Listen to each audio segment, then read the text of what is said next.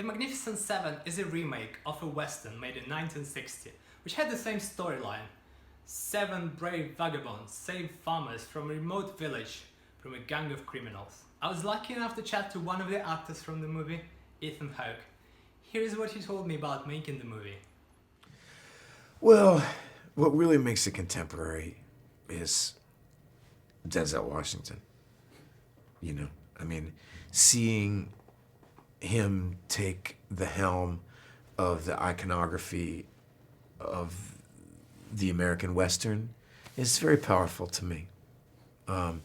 It's an iconography that you associate with kind of Dick Cheney's America. And so to see Denzel take it over and to see it be directed by Antoine Fuqua, who's clearly in his heart wanting to make a movie about diversity somehow, whether he says it or not. I mean, he wants the movie to speak for itself. And what better way to do that than the Magnificent Seven? Well, I'd done training day with Denzel and Antoine. Yeah. And so I had a little party for them when Equalizer came out. Last year. And I asked Antoine what he's doing. He said the Magnificent Seven. I said, so Denzel and who else? And he said, nobody. I said, that means there's 6 parts. And if you don't come up with one for me, then we're not friends anymore. And this party's over. So he said, all right. And that's basically, literally, I've just never looked back after that. That name was so intriguing to me and made me immediately love the character. And I came up with elaborate reasons for why he was named Go on, Goodnight. share with us.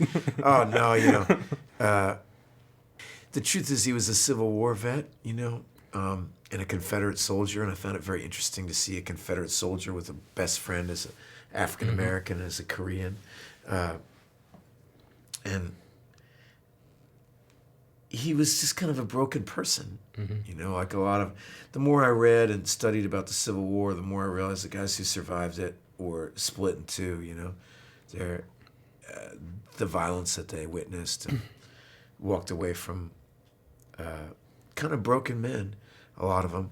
And I wanted Goodnight to be that, I had the theory that the reason he was called Goodnight was because that's what he would say after every time he would, he was Conley's sharpshooters was one of the, he fought for the South, and there was a famous sharpshooter that killed Union general. And, when every time he would make a shot, he'd say, "Goodnight." That's amazing.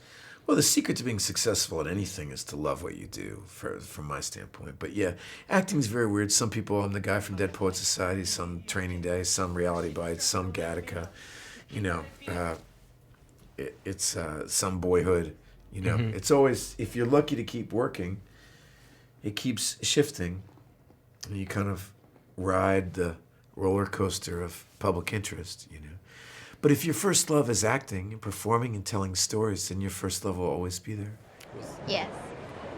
Sorry. Wow. Is there going to be alcohol there? Probably not. Maybe some of the seniors. I know what this party is. The parents are out of town.